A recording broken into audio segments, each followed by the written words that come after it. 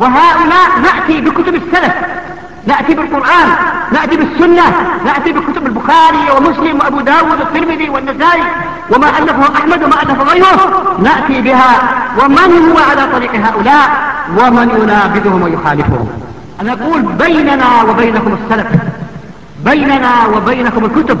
كان أحمد يقول البدع بيننا وبينكم الجنائز.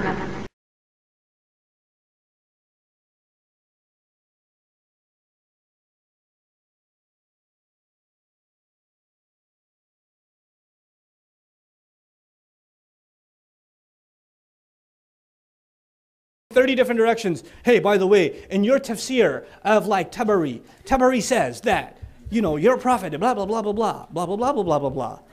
And you listen to all of that like, what, Tabari? What are you quoting? Do you even know who Muhammad Tabari was? Dude, by the way, those of you that are in the field of da'wah, or you have non-Muslims that come up to you and mess with you, or a class you're taking, and Imam at-Tabari rahimahullah is mentioned, watch out. Imam at-Tabari was a historian.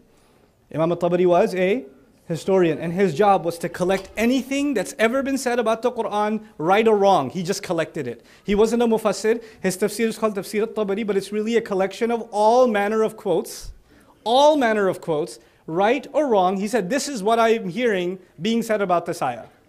He didn't verify it, he didn't collect it. He was just saying historically, he wanted a record that in this century, these kinds of opinions about this ayah existed, whether right or wrong. Now, that becomes amazing ammunition for evangelicals or anti-Islamists or whatever, because they can find all kinds of crazy things in which tafsir Imam at-Tabari, and that's not his opinion, and nor is he saying this is what the Quran means. He's just saying this is what people be saying about the Quran. Check it out.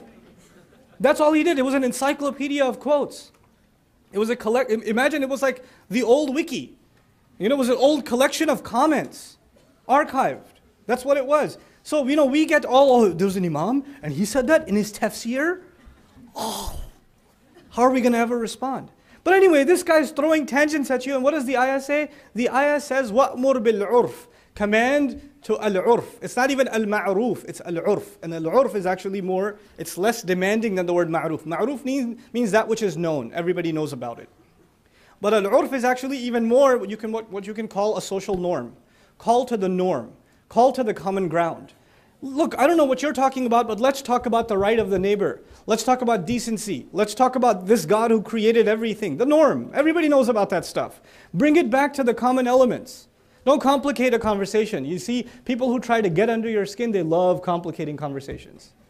And if you notice one thing about prophetic speech, it's always direct, to the point, and most important of all, it's simple. It's straightforward. It cuts to the point. It doesn't allow tangents.